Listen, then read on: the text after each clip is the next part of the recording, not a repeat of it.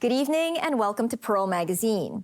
Donald Trump is set to be sworn in as the next U.S. president tonight, and U.S.-China relations are set to enter a new era. I sat down with former U.S. Consul General to Hong Kong and Macau, Kurt Tong, who's now the managing partner at Asia Group, to find out how he thinks the dynamics of diplomacy and economic affairs between China and the U.S. might change under the new administration. Thank you, Kurt, for joining us on Pearl Magazine. So, Trump gets inaugurated in a couple of hours. Trump has vowed to increase tariffs on Chinese goods by 60 to 200% from his first day in office.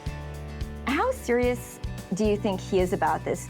Is he really going to introduce 200% tariffs on Chinese goods? And will this not just hurt China, but also hurt American citizens? So I don't find the 200% idea all that credible. The 60% one, perhaps more so. Mm-hmm. The question that Donald Trump is wrestling with right now is balancing the inflationary impact of tariffs, the fact that if you put tariffs so high that it prevents all trade, then you're actually not raising any revenue because there's no trade which to tax. Mm-hmm. What is the purpose of this tariff initiative? Is it to raise revenue? Is it to punish the Chinese economy for having been unfair to the United States? Or is it part of a negotiation? Does he actually think that a decoupling of the US and Chinese economy is the best thing for the United States? We're going to find out in the coming months.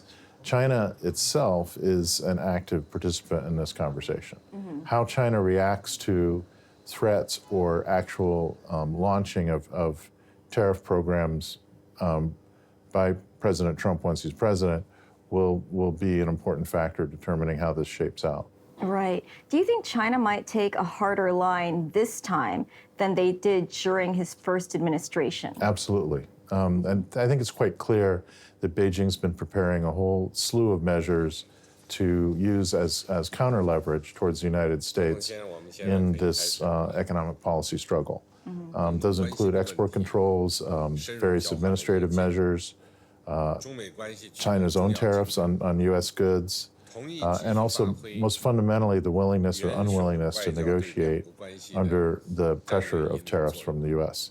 So it's hard to predict. Over the last few months, the president has said less about China tariffs than some expected, has said more about Canada tariffs and Mexico tariffs. And so he's making linkages between the tariff tool and other agendas in ways that make clear that it's not just about fixing the trade imbalances for the United States. Right. I mean, couldn't China possibly not just fight back with tariffs, but also change standards to enter their market? Absolutely. Things like that. Sure. Standard setting, and then various measures at both transparent and non-transparent directed at specific sectors of the U.S. economy.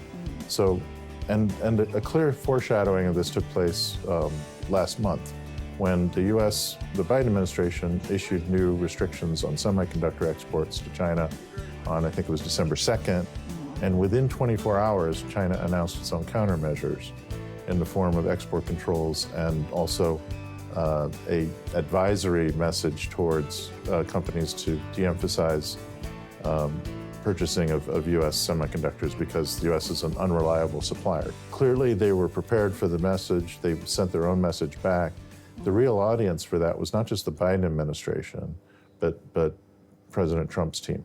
Exactly. You mentioned semiconductors, and Trump had come out and he said, oh, we need to stop relying on Taiwan semiconductors and we should develop our own.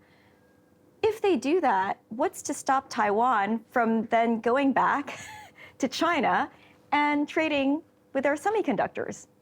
Well, I think that Taiwan needs to access the Western market in order to have continual improvement, because TSMC and specifically is a foundry, not a designer of semiconductors. So if they're not accessing the most advanced designs, which largely are coming from Western companies or to some extent Japanese or Koreans, then they're not keeping up with the global trends in manufacturing.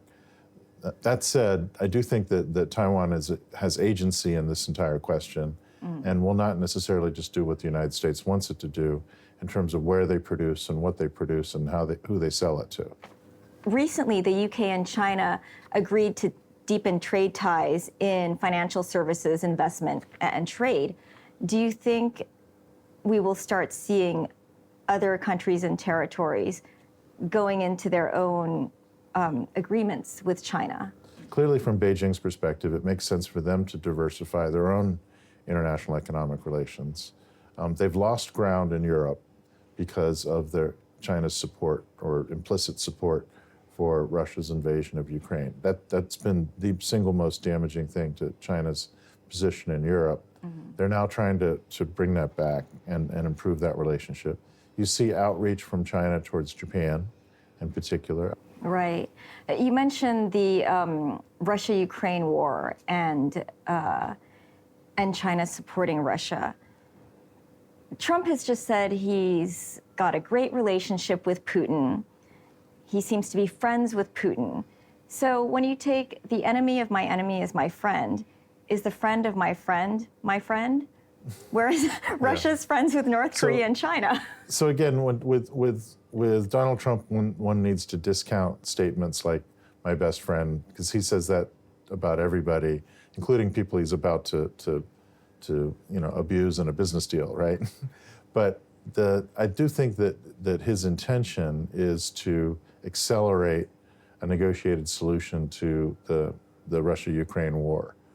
If the U.S. is in a negotiating kind of framework with Russia, which is sort of public enemy number one from the U.S. perspective right now, that does tend to lead towards a frame of mind that would lead to then actually sitting down and having negotiations with Xi Jinping on a variety of topics, or perhaps even with Iran. My gut instinct is that Donald Trump still wants to establish more leverage vis-a-vis China before sitting down and having a negotiation. Okay. Now, Trump has already put in a number of China hawks on his team, and of course, he's got Elon Musk. The messaging is kind of confusing, given that he has these China hawks, and he has Elon Musk, who has like more than half his Teslas are manufactured in China. He has a lot of China business interests. How do you decipher this move of the people that he has in his cabinet? He is okay with a diversity of opinion among his team as long as people agree to follow his directives once he's made a decision on which way to go. So I do think there will be an active debate about what measures vis-a-vis China establish leverage that is useful, what measures are actually counterproductive or damaging to specific U.S. interests in ways that don't make sense. Sorting through that is going to be a difficult exercise. I think the key personalities, you've mentioned some of them. Elon Musk clearly seems to be interested in being involved in everything that Donald Trump will let him be involved in, which seems so far to be quite a lot. But then the Secretary of State, the Secretary of Commerce, Secretary of Treasury, U.S. Trade Representative are all going to be very much involved in deciding how this goes forward. Do you think that China and the ASEAN region will start to have more trade with each other? I think they will. The question is, who's going to buy what they make? Because you have a situation right now where all the Southeast Asian nations and China want to make stuff and sell it to the other, right, or to others. Someone has to buy this stuff. And the driver of that over the long run has been the advanced economies in Europe and North America. If those markets are more closed or their desire to consume is diminished, then manufacturing might not be the way forward for economic growth. China is struggling with this. They're already trying to export their EVs and having difficulty with this.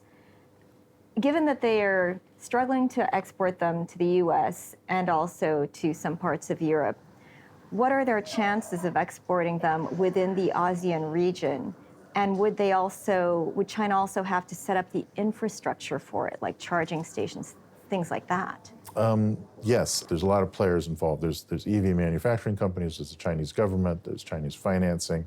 But if there were to be a national strategy for maintaining this amount of EV manufacturing capacity in China and having the overcapacity, the results from that, be sold to Southeast Asia or to the global South generally, it might not be profitable, but it can be done. So, like you said, if China might have to figure out a way to subsidize the creation of the EV infrastructure in the global South, right, as well as sell these cars at a discount into a market which has limited consumption means. So, yes, there are an enormous amount of people in the global South that would love to have an EV priced at a low cost with someone else providing the infrastructure to allow them to charge it. If China can do all that, then they're going to sell a lot of cars. Okay, that's a lot of ifs.